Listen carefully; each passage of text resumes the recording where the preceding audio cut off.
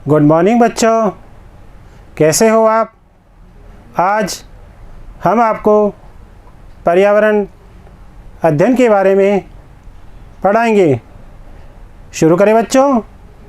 कक्षा 4 विषय पर्यावरण अध्ययन, अध्याय 13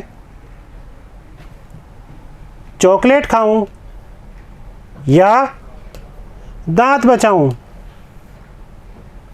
मेरा नाम राजेश शर्मा, मेरे साथ बाला कुमारी हैं। सारांश, आज विद्यालय में दांतों के डॉक्टर आने वाले हैं। सभी बच्चों के दांतों की जांच करेंगे और दांतों के बारे में बताएंगे भी। समझ में आया बच्चों। जब डॉक्टर अंकल आए तो सभी एक एक करके अपने सवाल पूछने लगे। कुसुम ने पहला सवाल पूछा। माँ कहती है ज़्यादा चॉकलेट न खाओ, दांत खराब हो जाएंगे। पर मुझे चॉकलेट बहुत पसंद है, क्या करूं।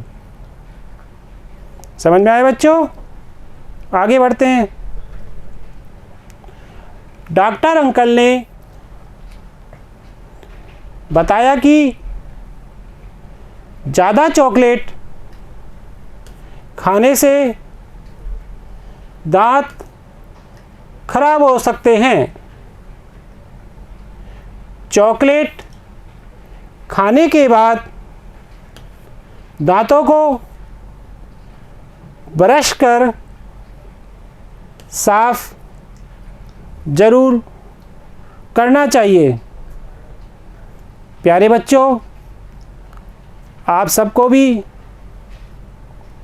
खाने के बाद अपने दांत ब्रश से साफ करने चाहिए। समझ में आए बच्चों। आगे बढ़ते हैं। डॉक्टर अंकल ने बताया बचपन में आए दांतों को दूध के दांत कहते हैं। 10 से 12 वर्ष की उम्र में स्थायी दांत आते हैं।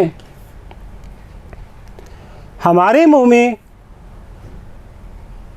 अलग अलग तरह के कुल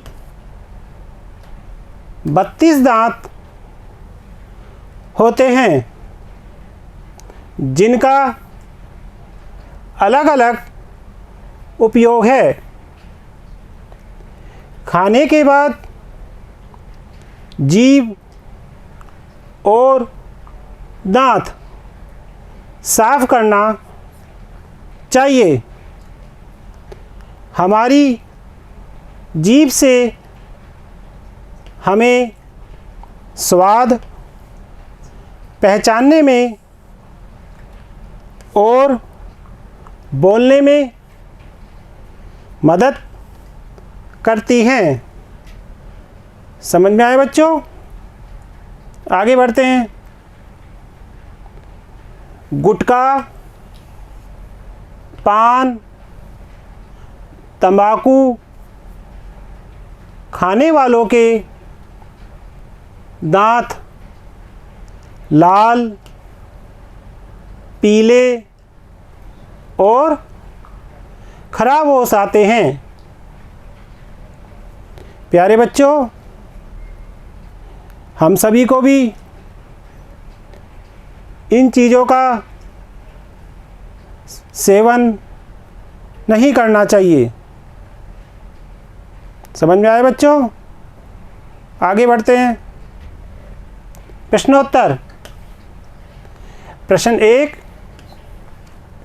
सही गलत का चिन्ह अंकित करो। नंबर 1, हमें खाने के बाद जीभ और दांतों को साफ करना चाहिए। बताओ बच्चों, सही है या गलत? सही। नंबर 2, बच्चों के 4 से 5 वर्ष की आयु में स्थायी दांत आते हैं।